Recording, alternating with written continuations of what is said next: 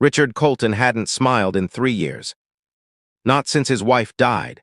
Not since his board of directors voted him out of his own company. Not since he discovered his closest friend had been stealing from him for a decade. At 68, Richard sat in his leather chair by the window of his grand study, watching rain streak down the glass. He was worth $400 million. He was also the loneliest man alive. He had one rule now, one belief he carried everywhere like a stone in his chest. Everyone has a price. If this is your first time here, subscribe and hit the like button. And drop a comment telling me where in the world you are watching from. Now let's get into the story. Her name was Grace.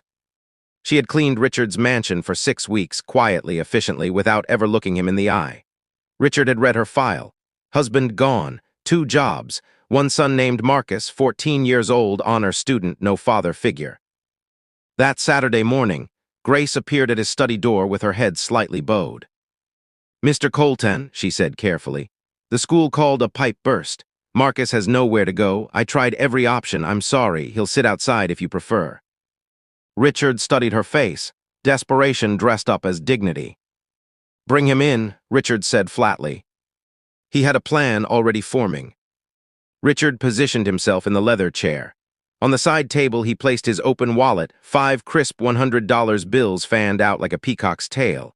Impossible to miss, impossible to ignore. Then he closed his eyes. He slowed his breathing, heavy, rhythmic, convincing.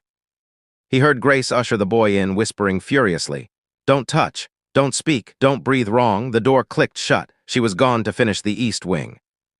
Silence. Richard waited.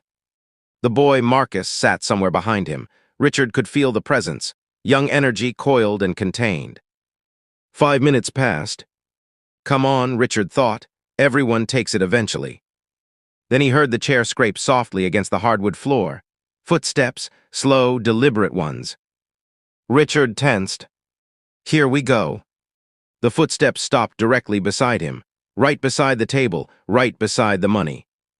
Richard prepared his performance, the sudden awakening, the accusation, the dismissal of Grace by end of day. But nothing happened. No rustle of cash, no quick retreat. Instead, he heard the boy exhale, long and quiet, like someone carrying something heavy finally setting it down. Then Marcus spoke, not to steal, not to plan. He spoke to himself, barely above a whisper. $500, the boy murmured. That's Mom's rent. Another silence. Richard's chest tightened slightly. He kept still. Then he heard something completely unexpected, the soft scratch of a pen on paper. The boy was writing something. The scratching continued for almost a minute. Then Marcus carefully placed the paper on the table. Richard heard him step back, return to his chair, and sit down without making another sound. That was it. That was all he did. Richard couldn't stand it. After 10 minutes, he allowed himself to wake, a theatrical groan, a slow stretch. He blinked at the ceiling, then turned his head toward the side table. The money was untouched.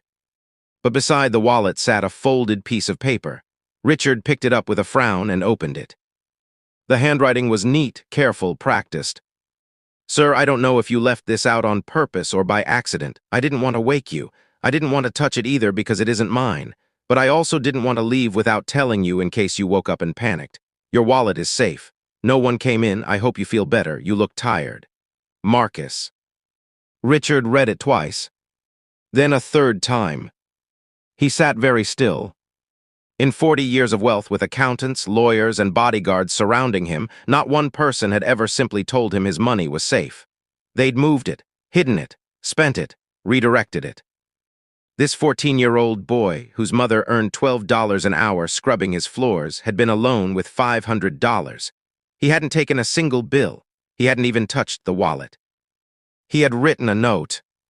Like a decent human being. Richard's jaw tightened. His eyes burned in a way he hadn't felt since the funeral 3 years ago. When Grace returned, she saw her employer standing at the window with a folded piece of paper in his hand. She saw Marcus sitting quietly in the corner with a textbook open on his lap. She immediately assumed the worst. "Whatever he did, Mr. Colton." "Sit down, Grace," Richard said. His voice was different, The sharpness was gone. Both she and Marcus froze. Richard turned from the window. He held up the note. "Did you tell him to write this?" Grace stared. "Write what? I don't." "Marcus, what did you do?" "Nothing bad, Mom," Marcus said quietly. "I just didn't want him to worry about his wallet." Richard looked at the boy for a long moment. "How much is your school trip?" Richard asked suddenly. "The science program, your mother mentioned it, the one you turned down." Marcus blinked. "Sir, the trip you said no to because it cost money." Grace went pale. She had mentioned that once weeks ago to another housekeeper, not to Richard. He had been paying attention all along. $400, Marcus said quietly. "It's okay, there's another one next year." Richard walked to his desk. He opened the drawer and removed an envelope. He crossed the room and held it out to Marcus, not to Grace, to the boy directly. "That covers the trip," Richard said. "The rest covers your school books for the year." Marcus didn't reach for it. That surprised Richard most of all. "I didn't do anything to earn that, sir," Marcus said carefully. "Yes," Richard replied, his voice dropping to something raw and unscripted. "You did. You showed me that not everyone has a price." He paused. "I had forgotten that was possible." Marcus looked at his mother. She gave a small nod, her eyes already full. He took the envelope. Richard Colton never ran another test again. He didn't need to. Because the day a poor boy chose a handwritten note over $500 was the day a billionaire remembered what he'd spent 3 years trying to forget. That some people, rare, quiet, ordinary people, are simply good. Not for reward, not for applause. Just because their mother raised them right. The richest thing a man can own is his character, and the wealthiest room in any mansion is one filled with trust. If Marcus were your son, would you be proud, or would you have told him to take the money? Drop your answer in the comments below. I genuinely want to know what you think. And if this story moved something inside you, if it reminded you of someone you know or someone you wish you had been, share it with one person today. Not for views. Just because some stories deserve to travel further than the screen they started on.